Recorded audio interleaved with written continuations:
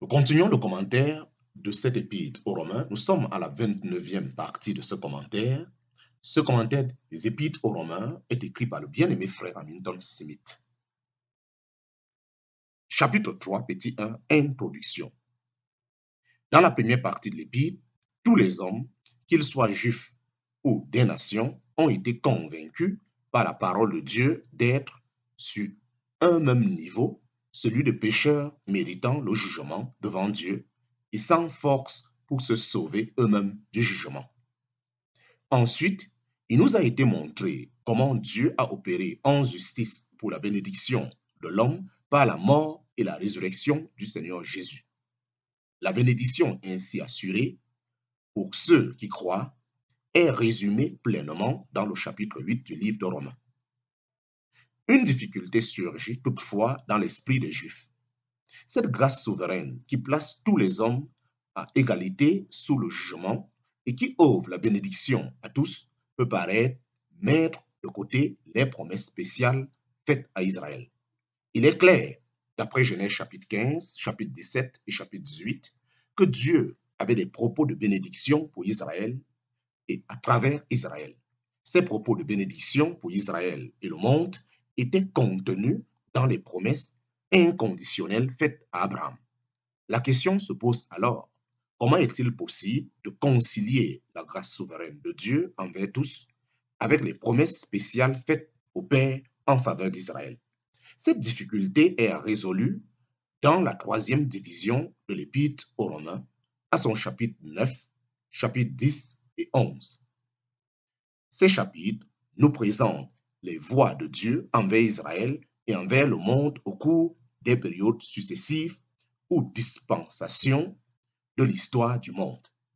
Ils mettent en évidence la cohérence parfaite de la grâce souveraine de Dieu avec ses promesses spéciales à Israël. Le chapitre 9 de l'Épître aux Romains prouve que la grâce souveraine de Dieu est la seule base de toute bénédiction, que ce soit pour Israël ou pour les nations.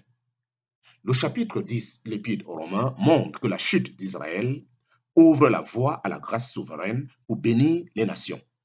Le chapitre 11 de l'Épître aux Romains prédit que le rejet de la grâce de Dieu par les nations préparera le chemin pour la restauration d'Israël. Chapitre 3, petit 2, Romains chapitre 9. La grâce, seule base de bénédiction pour tous. Les Juifs, non seulement faisaient des objections contre les doctrines de la grâce enseignées par l'apôtre, mais s'opposaient à l'apôtre lui-même. Ils disaient que l'apôtre enseignait à tous et partout contre le peuple, contre la loi et contre le temple. En parenthèse, Actes chapitre 21, verset 28. Au chapitre 9 de l'Épître aux Romains, l'apôtre répond à ces objections. Il aborde d'abord la question du point de vue personnel dans les versets 1 à 5 du chapitre 9 du livre de Romains.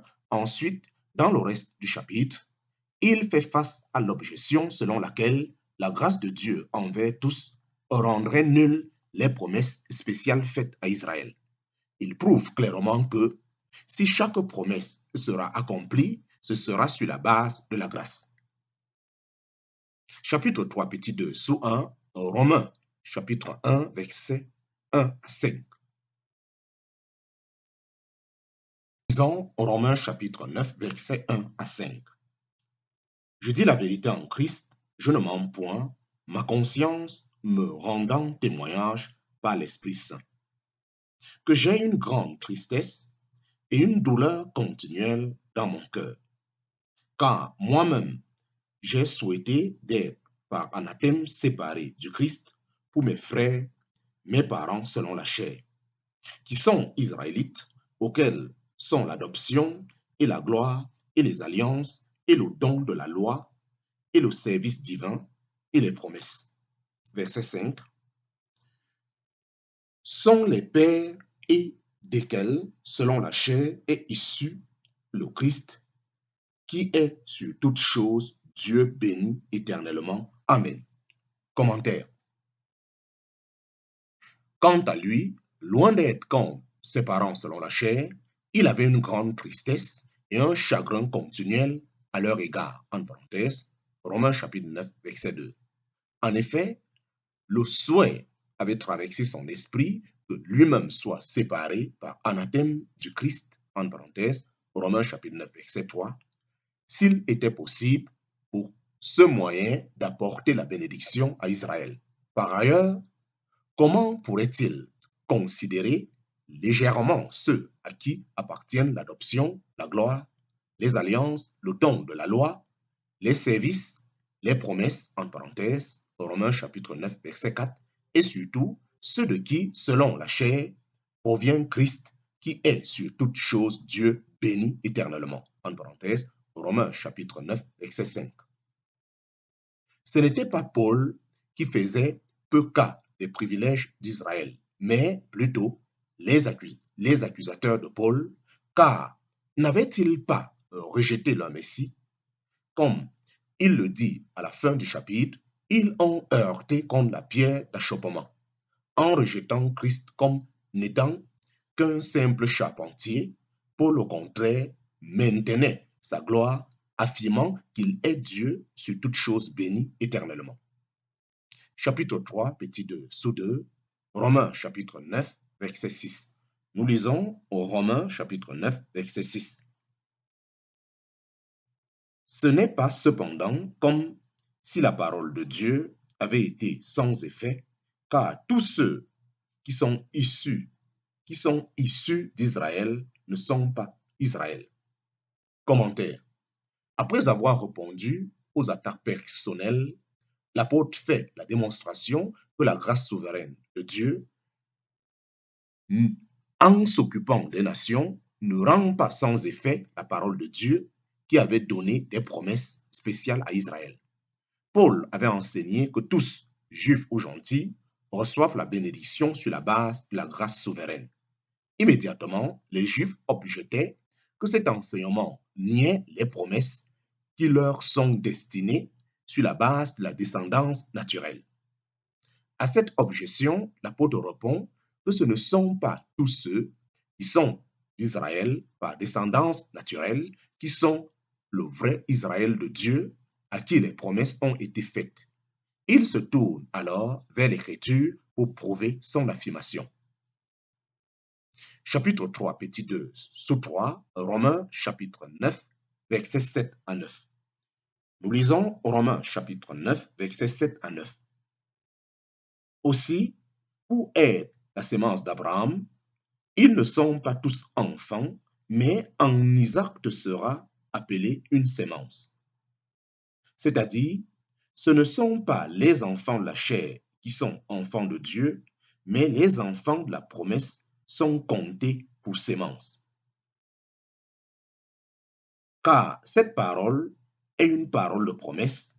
En cette saison-ci, je viendrai et Sarah aura un fils. Commentaire.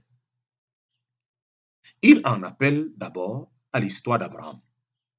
Dans ce cas, il était clair que si les Juifs insistaient sur la descendance naturelle, ils devaient admettre les Arabes dans la bénédiction car ils étaient les descendants d'Abraham par Ismaël. En parenthèse, Genèse chapitre 25, versets 12 à 18. Dès lors, le principe de la descendance naturelle était exclu.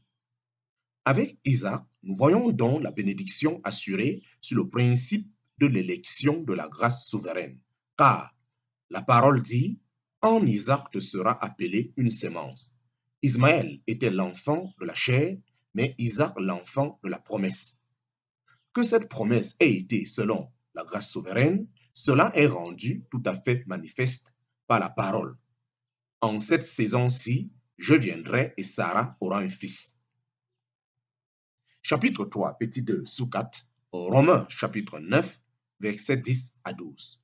Nous lisons Romains chapitre 9, versets 10 à 12. Et non seulement cela, mais aussi quant à Rebecca, lorsqu'elle conçut d'un, d'Isaac, notre père, car avant que les enfants fussent nés et qu'ils eussent rien fait de bon ou de mauvais, afin que le propos de Dieu, selon l'élection, demeurât, non point sur le principe des œuvres, mais de celui qui appelle, commentaire, mais de celui qui appelle, nous terminons avec le verset 12, il lui fut dit, le plus grand sera asservi au plus petit. Commentaire. L'apôtre passe ensuite à l'histoire d'Isaac et prouve le même principe par ses deux fils. En rapport avec Abraham, un juif pouvait objecter que les fils étaient de mères différentes, mais aucune objection de ce genre ne pouvait être soulevée dans le cas des fils d'Isaac. Jacob et Esau étaient tous deux fils de Rebecca. Si donc la bénédiction était par descendance naturelle, la sémence des deux fils devrait hériter des promesses et dans ce cas, les Juifs devraient inclure les Édomites, ce qu'aucun Juif ne voudrait faire. Ici encore, la descendance naturelle est exclue et la bénédiction est sur la base du choix souverain qui a dit « le plus grand sera asservi au plus petit ». En outre, cela avait été dit avant leur naissance et donc avant qu'ils n'aient rien fait de bon ou de mauvais, prouvant que l'appel souverain de Dieu ne dépend pas des œuvres de celui qui est appelé, mais de la grâce de celui qui appelle. Chapitre 3, petit 2 sous 5, Romains chapitre 9, verset 13. Nous lisons Romains chapitre 9, verset 13. Ainsi qu'il est écrit, j'ai aimé Jacob et j'ai haï Esau. Commentaire. De plus, de longs siècles après leur temps de vie et après que leur caractère se soit développé, Dieu avait dit, j'ai aimé Jacob et j'ai haï Esau. Jacob, avec ses nombreuses fautes, était un homme de foi et il fut béni sur la base de la grâce. Esau, avec de nombreuses qualités naturelles, n'eut aucune crainte de Dieu et manqua la bénédiction, quoiqu'il fût le fils aîné par descendance naturelle. Chapitre 3, petit 2 sous 6, Romains chapitre 9, versets 14 à 15. Nous lisons Romains chapitre 9, versets 14 à 15.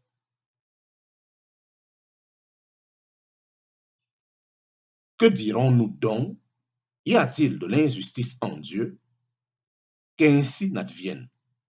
Car il dit à Moïse, je ferai miséricorde à celui à qui je fais miséricorde, et j'aurai compassion de qui j'ai compassion. Commentaire. À ces arguments, la chair pourrait objecter que choisir l'un et pas l'autre est injuste. Y a-t-il alors de l'injustice en Dieu? Absolument pas, dit l'apôtre. Pour répondre à cette objection, l'apôtre fait référence à un épisode particulier de l'histoire d'Israël où il est clair que Dieu a agi dans sa grâce souveraine et ne pouvait pourtant pas être accusé d'injuste. Il rappelle le terrible péché d'Israël quand il fit un veau d'or et l'adorèrent. L'injustice de cet acte est indiscutable. Ils avaient violé le premier commandement et la punition était la mort. La justice aurait pu les faire tous périr. Mais que fit Dieu? Il eut recours à sa souveraineté et a dit, je ferai miséricorde à qui je ferai miséricorde et j'aurai compassion de qui j'aurai compassion. Dieu a eu recours aux principes même contre lesquels les Juifs s'insurgeaient, mais sans lesquels tout Israël aurait été détruit. Il est dès lors impossible pour les Juifs de dire qu'il était injuste de la part de Dieu d'agir en grâce souveraine. Chapitre 3, petit 2, sous 7, Romains chapitre 9, verset 16. Nous lisons Romains chapitre 9, verset 16. Ainsi donc, ce n'est pas de celui qui veut, ni de celui qui court, mais de Dieu qui fait miséricorde. Commentaire. L'apôtre montre ainsi que la bénédiction n'est pas en rapport avec la volonté de l'homme ou avec son activité, mais elle dépend entièrement de la grâce souveraine de Dieu qui fait miséricorde. Chapitre 3, petit 2, sous 8. Romains chapitre 9, versets 17 à 18. Nous lisons Romains chapitre 9, versets 17 à 18. Car l'Écriture dit au Pharaon, c'est pour cela même que je t'ai suscité, pour montrer en toi ma puissance et pour que mon nom soit publié dans toute la terre. Ainsi donc, il fait miséricorde à qui il veut et il endurcit qui il veut.